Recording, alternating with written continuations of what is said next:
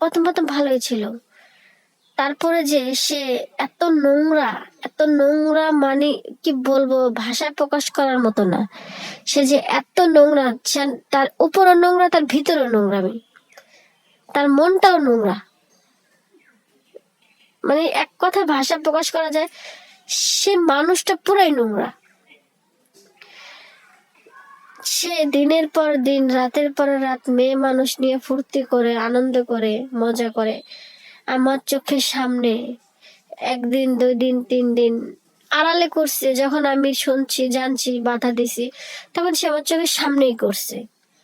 But আমাকে সে প্রতিনিয়ত মারধর করতো, আমাকে অনেকই করতো, জ্বালা যন্ত্রণা করতো, মানে শান্তি দিত না কখনো। সবাই কেমন আছেন? আশা করি ভালো আছেন। আমিও ভালো আছি। আমি আসছি এখানে নতুন একটা গল্প নিয়ে, সুন্দর একটা গল্প, মজার মজার কিছু গল্প নিয়ে আসছি, যেটা বাস্তব ঘটে আমাদের লাইফে, সেটা নিয়ে আসছি। দুটা স্বামী স্ত্রীর গল্প। আসলে কি,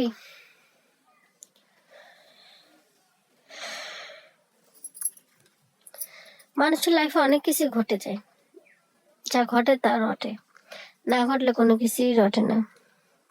ঠিক ওই রকম কিছু গল্প নিয়ে আমি আসছি আপনাদের মাঝে।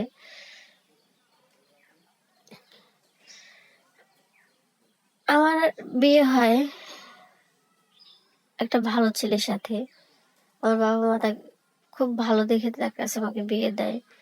সুখে সংসার করি, খুব ভালো থাকি, এটাই সবার বাবা মা চায়। তো আমাকে ঠিক ওইরকম ভাবে দিছে।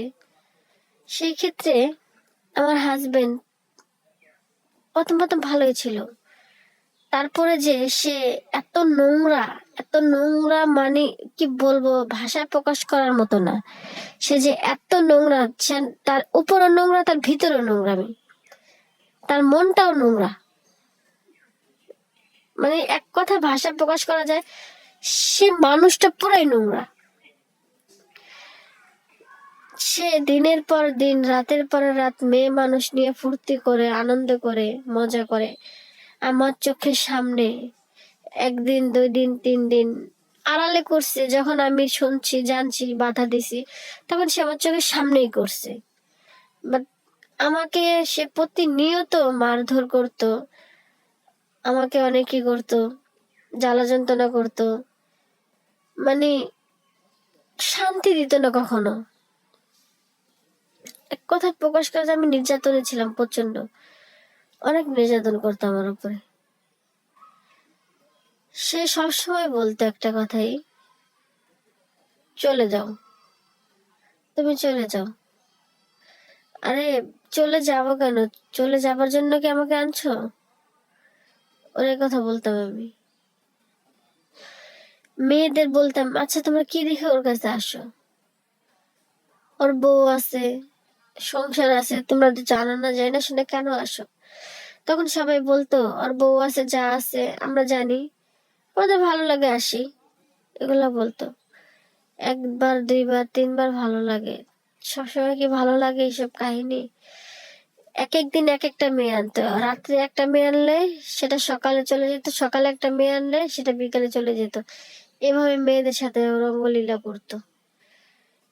আমি কি বলবো, খুবই কষ্ট হয় আমার। ওর এইসব কাহিনী আমাকে খুবই কষ্ট দেয়।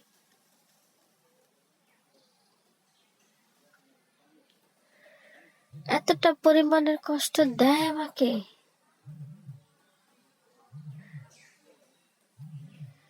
যা ভাষায় প্রকাশ করার মতো না।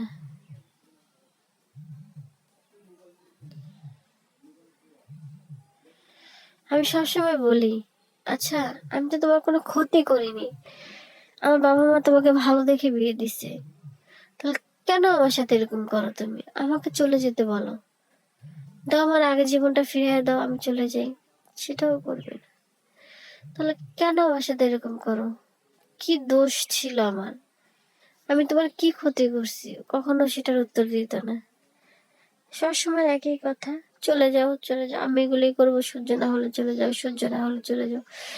কোন মেয়েটা এরকম সহ্য করবে? কোন মেয়েটা?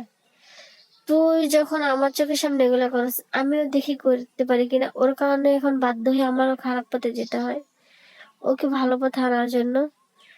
সেক্ষেত্রে আমিও শুরু করি ওর মতো। আমি সবার সাথে কথা বলি, মানে আমার কারোর সাথে কথা বলাও পছন্দ করতো না,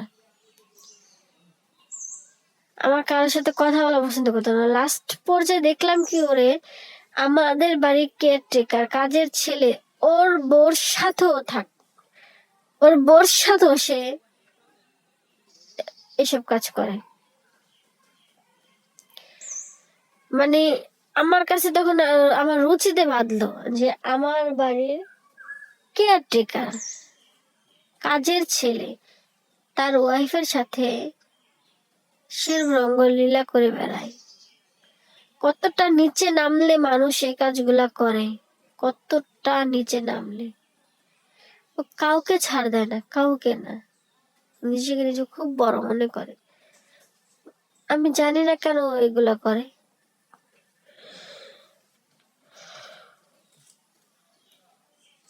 তো আপনাদের কাছে আমার একটাই রিকোয়েস্ট, কেউ বিয়ের পরে এই কাজগুলো করবেন না। কারণ প্রত্যেকটা মেয়ে তার স্বামীর ঘরে আসে একটু সুখের জন্য, একটু ভালোবাসার জন্য। আর খাওয়ান পিন্দন তো বাবা মাই দেয়, ছোট থাকতে বড় করে বাবা মা এটা দিয়েই বড় করে। তারপরে কি সবার একটা স্বপ্ন থাকে, শখ আহ্লাদ থাকে, সেটা কখনো নষ্ট করে দিবেন না আপনারা। ওর দেখা দেখে আমিও শুরু করি। কয়েকদিন যাবার পরে নিজের কাছে খুব মানে আনইজি ফিল লাগে, খারাপ লাগে। কিন্তু ওরে ভালো পথে আনার জন্য হয়তো আমি বা কিছু করতে হবে, না হলে ওরে আমি কখনো ভালো করতে পারবো না। আর চিন্তা করি ও পারলে আমি পারবো না কেন?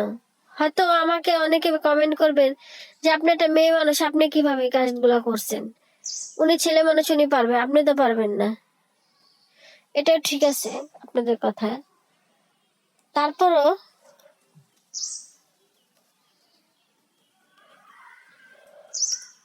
কয়েকদিন যাবার পরে ওর ভুলটা বুঝতে পারে। ভুলটা বোঝার পরে আমাকে বলে যে তুমি পথ থেকে সরে এসো।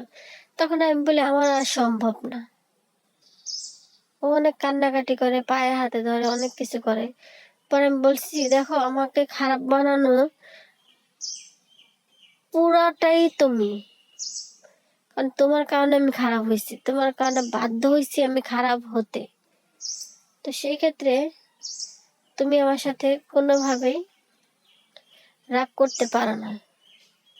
পরে বলছেন না ঠিক আছে, আমি তোমার খারাপ হতে বাধ্য করছি, কিন্তু একটা কথা কি, মানুষের লাইফে অনেক কিছু ঘটে।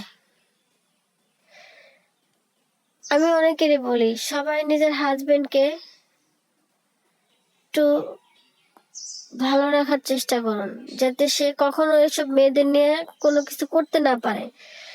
আর প্রত্যেকটা বাবা মাকে বলি, মেয়েকে বিয়ে দিলে দায়িত্ব শেষ হয়ে যায় না, কারণ মেয়ের জামাই কি করে না করে এগুলো দেখতে হবে। হয়তো অনেক মেয়েরা স্বামীর এই অসম্মানী হবে, ছোট হবে, সেই কারণে বাবা মার কাছে যা বলে না, তারা নিজেদের কষ্ট নিজেরাই সহ্য করে।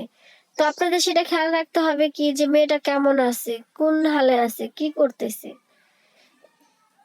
এটা না করলে আপনার মেয়ের জীবনটা পুরো নষ্ট হয়ে যাবে। অনেক বোনরা আছে তারা সুইসাইড করে। তো যদি আপনারা সেই খেয়ালটা না রাখেন, তখন কিন্তু অন্য পর্যায়ে চলে যাবে। যাই হোক, আমার কথাটা যদি কারো ভালো লেগে থাকে, আমাদের চ্যানেলটা লাইক কমেন্ট শেয়ার করবেন। আর যদি খারাপ লেগে থাকে, প্লিজ সবার কাছে আমি ক্ষমা চাচ্ছি, কেউ কোনো বাজে কমেন্ট করবেন না, বাজে মন্তব্য করবেন না। পারলে আমাকে একটু ভালো সাজেশন দিয়েন, আর না পারলে থাক, আপনাদের কিছু বলা লাগবে না। আজকের মতো এখানেই শেষ। সবাই ভালো থাকবেন, সুস্থ থাকবেন। আশা করি আর কিছু বোঝানো লাগবে না আপনাদের। আসসালামু আলাইকুম, আল্লাহ হাফেজ।